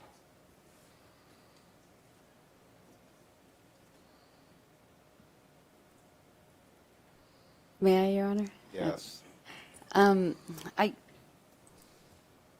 have it down as I'm concerned for the library because they would go without their funding for fiscal year '27. And so when we go forward with talking about the franchise fee in the next step, I got some clarification from Carol that if it does pass, then it would free up some general fund money to then be transferred if and when the franchise fee passes, then it could be used to help the library. But they would be without for a year, 6 months. So then thinking about those 6 months, maybe seeing about cutting it down for those 6 months, like, and then I guess we'll be counting on if the franchise fee passes, then it would then come back to them. So I guess I'm just hopeful for the other side, even though we don't want the franchise fee, but we don't have to pay it. But if we all, but we'll be talking about it in a little bit. So yeah, I don't like it, but I think we would need to adjust it a little bit for the 6 months and then be hopeful with the franchise fee. That's it. That's all I have. Having a comment on that? Well, I would like, because council approved the vacancy management for the rest of the city departments, I would like to know, and is Sarah still here? Okay, like she's behind the column there, I couldn't see her. What the cost savings would be in the budget if you just manage your vacancies like we're planning to do for the other general fund budgets. I believe, and I may be wrong, don't hold me to it, that the savings from my position, I'm at what's called top of grade. Well, yes, I'm at top of grade, and if there's the 3%, I think it's about $95,000 that you would save on my salary. If you appointed an interim, that person on our staff, and depending on if we did not fill that position, then that savings would be there, and that person tops out at 85,000, so whatever that 7 months of 85,000 is. So, but again, I want to caution that that person's going to have a huge workload. Plus also, I mean, they're up to speed, but you know, it is new thing. Sarah, would the library board need to approve that? Well, that's a good question. I mean, the ordinance specifically says that the library board appoints the director. So I'm an at-will employee, and like everybody else, but the library board tomorrow could say, Sarah, thank you, we want to dispense with your services. So I don't know if we need to have some negotiations with the library board and with Jill maybe. We don't want to do anything inappropriate, obviously. Correct. I mean, I think appointing an interim is one thing. I think the board, I'll be honest, I think there was some talk, why don't we just, if we have a candidate that we want? So I don't know, there's some questions there. I was curious as far as the appointing an interim. If that would be the board function, if that were. I mean, I think the board would be open to that, but I think, again, they'd have concerns. I mean, like all the departments, we're all very lean. We're a very lean city. And, you know, so right now we have a kind of a vacancy by somebody who's out on kind of a long-term leave. So we're already, I and the person who would take my position is already carrying a lot of those other functions. It is very hard, I will admit, for my team to give up anything. And there was actually a slight discussion about maybe we have to ratchet back some of our programs. But, you know, I mean, I've been here almost 15 years, and I'm so proud of our library, and I'm so proud of the things that we've done. And, you know, I mean, every day somebody gives me a compliment about my team or the building. There may be some cranky the next 6 months with the building issues, with the building works, but, you know, we really do have an outstanding library, and I think it is something that, you know, people have told me one of the drivers about moving here is the library, so. I think everybody's proud of your library. Well, it's y'all's library. I mean, I just get the honor of directing it, and I have a great team. But, you know, it's hard because I wanted to leave the library in good shape. And that's why we made those decisions. And I know when I stood, like I said, I know I'm repeating myself, but when I stood up here and said that we feel like Moby is not something sustainable, and I know that wasn't something that went over well immediately, and it wasn't something that I came to lightly, let me tell you. It's been tough, so. Thank you.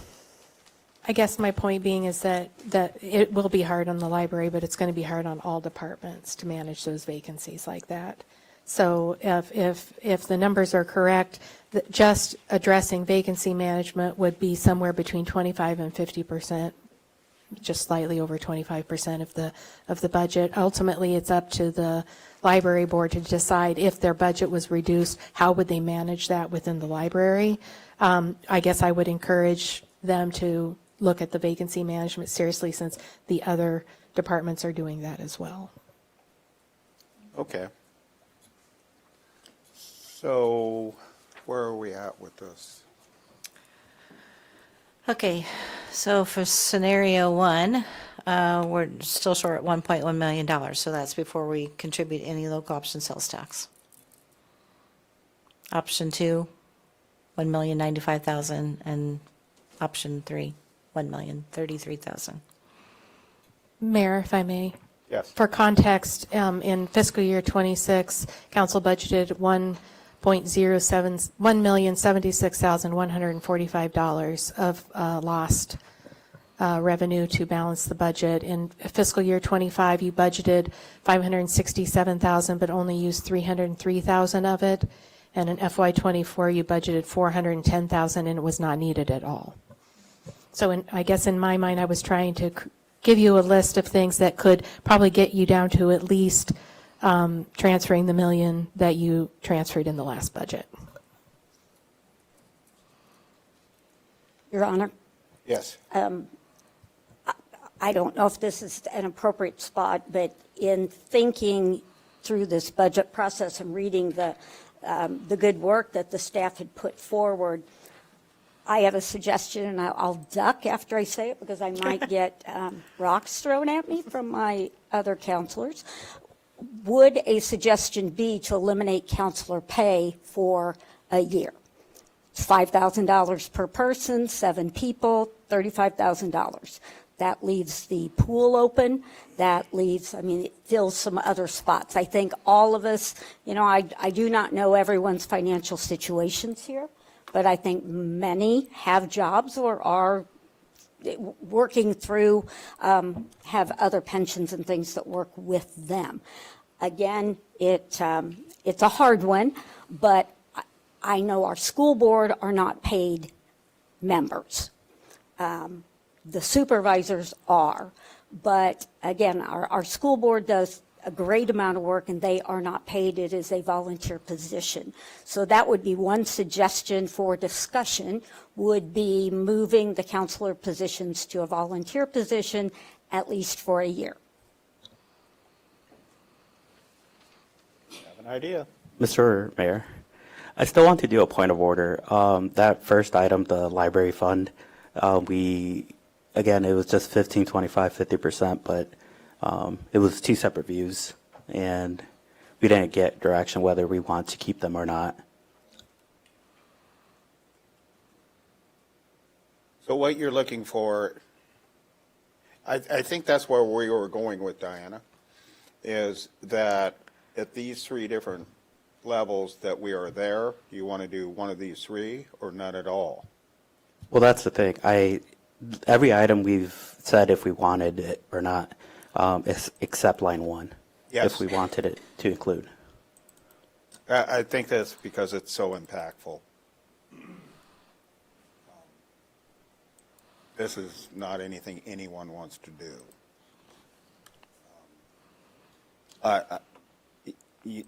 Does anyone not want to do any cuts to the library at all?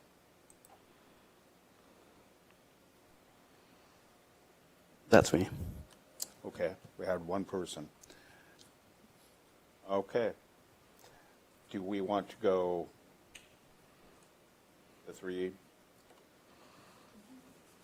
Yeah, so I think the three scenarios only differ by the amount of the library. Am I right? We don't have any other changes. Just the dog and cat were 50% of the revenues, but. But I mean, the scenarios only differ by the Yeah. amount. Yeah. Right. Right. Right. So it's really comes down to the library, and if you want to look at a 15, 25, or 50% reduction there. Your Honor, is there any discussion on counselor salaries? Your Honor? for Yes. me, I would be willing to do that for the year, for mine. Wells?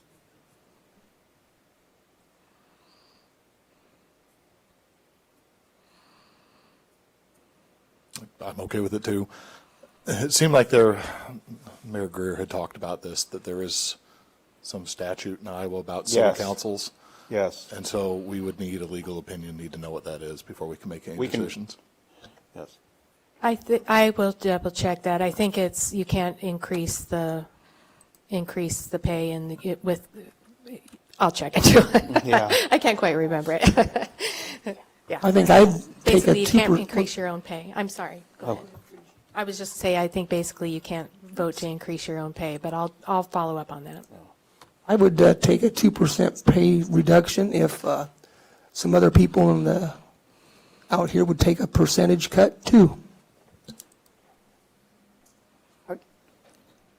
Your Honor, can I ask Counselor, are you talking staff?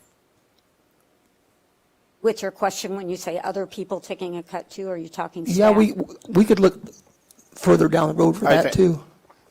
That was certainly not my intent No. with the, I believe the council's already decided that no wage decreases at the last budget meeting. So that decision's already been made. We can have Carol look into the statute. I know that the timing of year that you can change councils, I think there's other wording in there as far as when it can take effect, all that kind of thing. Let's have Carol do some digging on I'll that. look into it.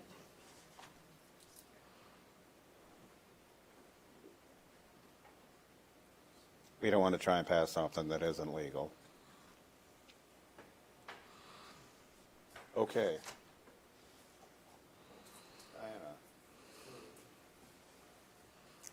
Diana. So what's hanging here? You want a judgment or vote on which one of the three to take, or what? Yeah, I think it basically comes down to, I mean, I feel like I've got good direction on everything but the library so far. So I think it comes down to the library. Well, I'd say most of that comes from, like, Sarah's retirement would affect a lot of that. So I'd say we go for the 50%.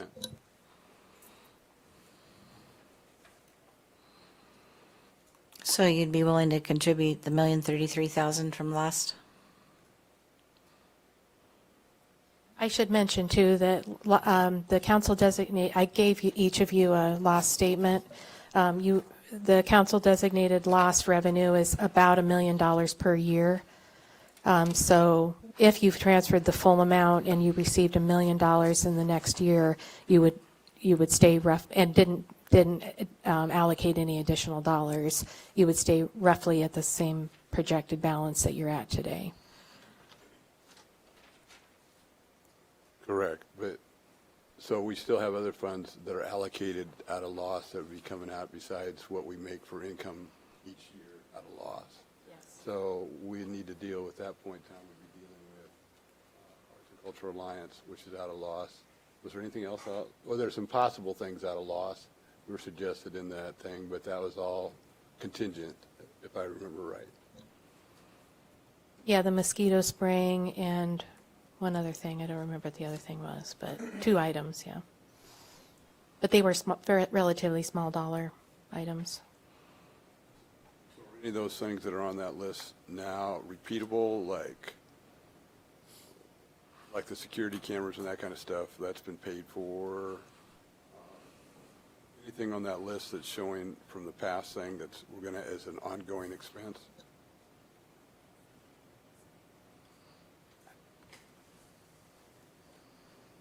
Are you talking commitments that you've already made? Is that what you're looking at? That's correct. Well, some of these things are discretionary. I mean, like fireworks is a good example.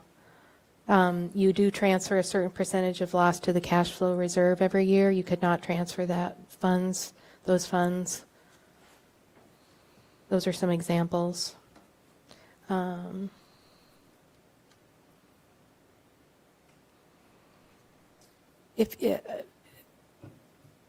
the new home incentive is, hasn't been utilized very heavy, so that's probably not a big risk. Yeah, I guess I would ask if we were going to take a closer look at the local option sales tax that we try to do that in another meeting, because I haven't prepared to look at each of those line items. I'd support that. Okay. Okay, let's go down, and of the 3 options on the library, Craig has already, you're saying 50%. I'm saying 50%. I don't see how we'd have a choice. Okay? 50. 50. 25. Marco's none. Can you scroll up? Okay, 15%. 15. Okay. We have a majority for the 50%. Do you want to just do it that way, or do you want to do a vote? I'm not sure what you want to do. You want to vote on that? It's up to you. I feel like I can take direction based on what I've gleaned so far, but I didn't know how certain you wanted to be around it, I guess. Wait, does someone feel like making a motion? I'll make a motion at 50%. I'll second. Okay, I have a motion and a second. Any questions or comments? Anything else from the crowd? Mr. Mayor, is it 15 or 50? 1-5? Okay. No, 5-0. 5-0? Yes. Okay. Roll call, please. Schneider, Yes. Yepes Gomez, No. Cahill, No. Fonseca, Yes. Mitchell, Yes. Nichols. Yes. Motion carried. Do we have anything else? Not on that item. Okay. We have another item. Moving on to utility franchise fee.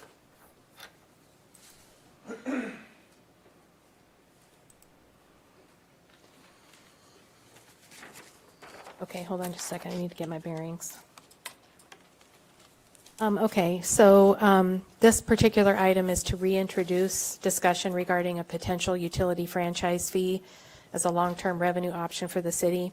I need council direction on whether if we should, and if so, how to proceed with what I've proposed here as a phased approach that would be informed by the outcome of a prior public vote. The city did evaluate a utility franchise fee in 2022 and 2023. And you did create ordinances, passed ordinances, some resolutions, and created a revenue purpose statement. That effort was petitioned for a public vote, and it failed in fall of 2023. So I don't think going back to the same proposal would be wise, in my opinion, that you would want to be informed a little bit by why the public vote failed. Some things that staff is recommending is a smaller franchise fee of 3% that's really focused on providing essential services such as public safety. I think the overall size of the proposed fee being proposed right at 5% was maybe too high to start. Working on a more clear revenue purpose statement, as I mentioned, around essential services versus sort of broad categories, and then doing some general education and engagement early in the process. So ultimately, I want to know if council wants me to do more work on this. I have a question, Your Honor. Yes. What was the vote? Did we have to pass it by 60? Yes. And what was the final percentage of the vote?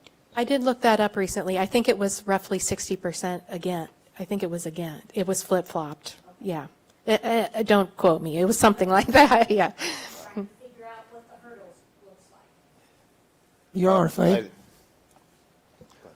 when would this come to a vote? I mean, I included a rough timeline in the memo.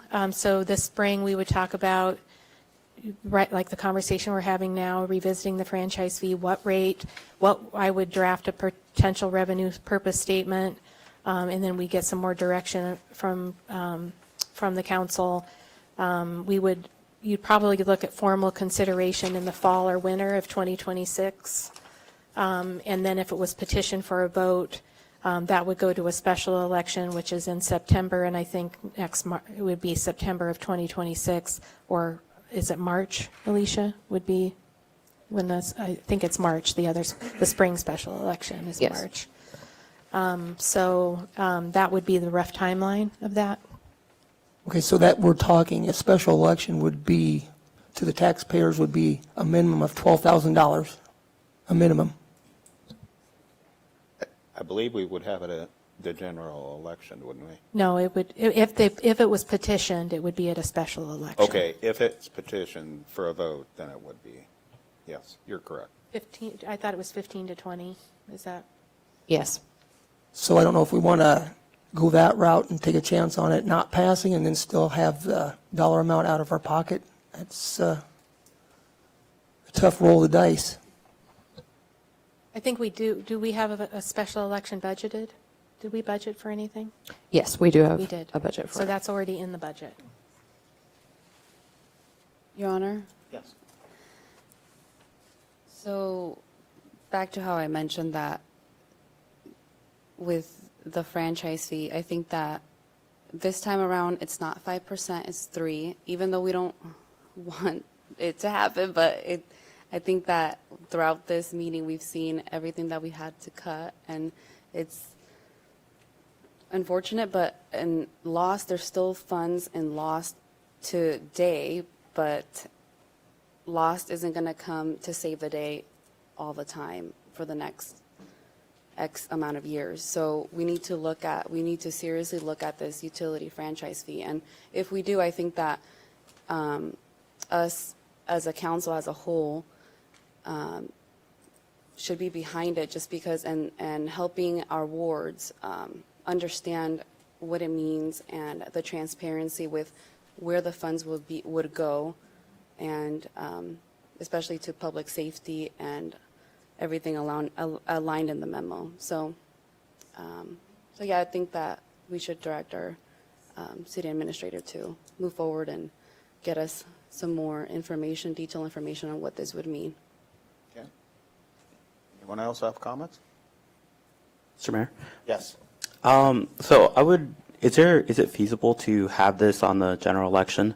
I think, in the general election, we'll be able to get a more diverse and complete opinion on how people feel about, the consequences of not passing a franchise fee. I know it has to get petitioned by like the third reading, but is it doable with that timeline? Having the third reading, I think what it would be like July, September or so. Is that feasible, or is that too much stress on staff? Yeah, it's feasible. I think that, so council can put it on a general election ballot. Yeah, you can put it on rather than just trying to do it through ordinance and then Well- have it petitioned. So that definitely, I know we can get it on a general election ballot. Well, I'm asking, like, assuming that it'll get petitioned, but go through the ordinance, because I think the ordinance, you get 3 readings, right, before it can Yes. get petitioned. So can we do a timeline where we can pass the ordinances, but in the case that it gets petitioned, it can go to the general election? If it gets petitioned, it has to go to a special election. It can't go to a general election. Oh, it's forced? It's Okay. forced, yeah. But council can choose to put it on a general election. If you want to go to a ballot vote, you can choose to put it on a general election for that. Your Honor, and just to clarify, November of '26. Yeah, This that would coming be- year, you think we could be ready and have it on there? I think so. I Okay. need to consult with our council on timeline exactly, but I think we could probably achieve that.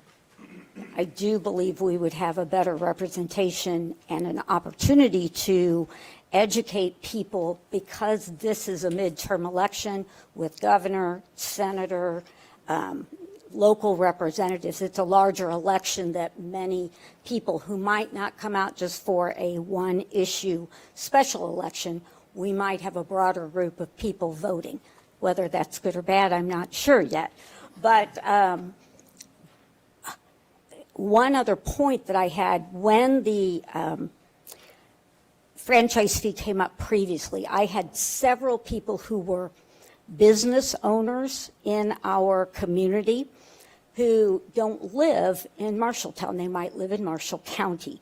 And they were feeling that they were very underserved maybe on this, or they were paying for something they were never going to use in their personal aspect. So the person who owned, whatever, I think Mike's Bikes, or so, he lives out of town. He was going to have to pay that franchise fee, but not have the benefit of the funds to come back to him directly.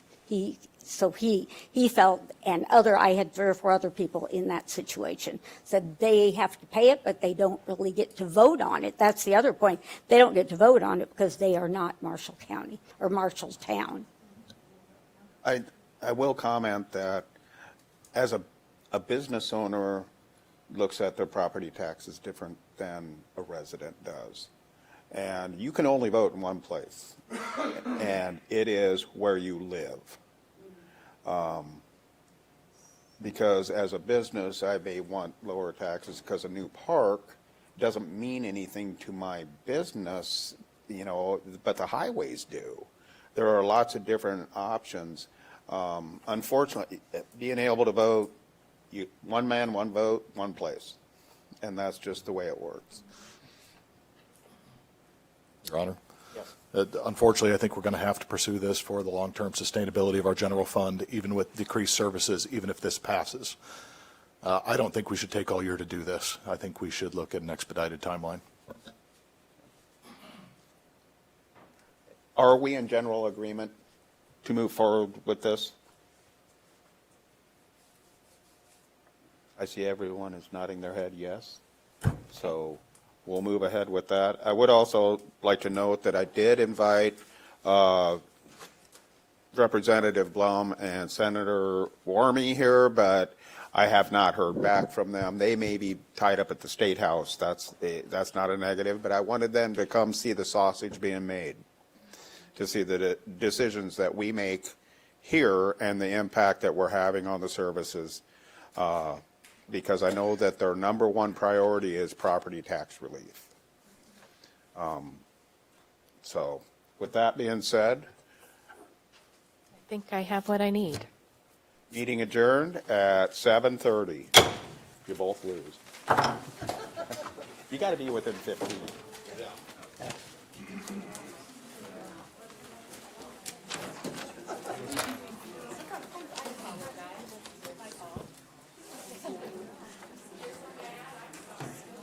How'd we do? I wanted to see a little bit more Knives Out, but.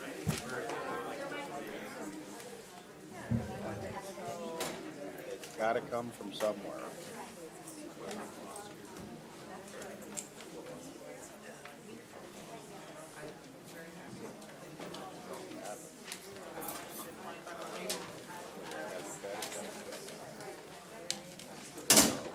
I think overall they did pretty good. Sue. Why, thank you. It's nice to be I misunderstood. I thought it was overall. No, I'm like, wait a minute, what's she talking about? So What?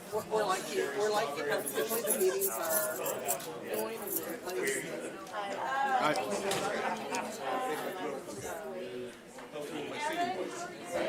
There's no reason to make it complicated. What's happening?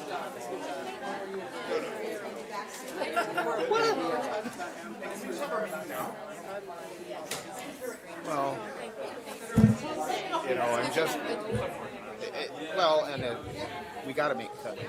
That's all there is to it. It sucks, and it does. Okay, let's close the Coliseum. Well, we don't want to do that. The problem is, you can't not cut everything. And I'm scared of what the state's gonna do. Well, the other thing too is it was too complicated, I think, and too high. But if we come in and go, okay, look, we're looking at 3%. Now you're already paying 1%, so actually it's a 2%. So, yeah, because you can't pay loss and franchise fee. So if you put the franchise fee on, the 3%, that 1% goes away. So you're actually only paying 2. So,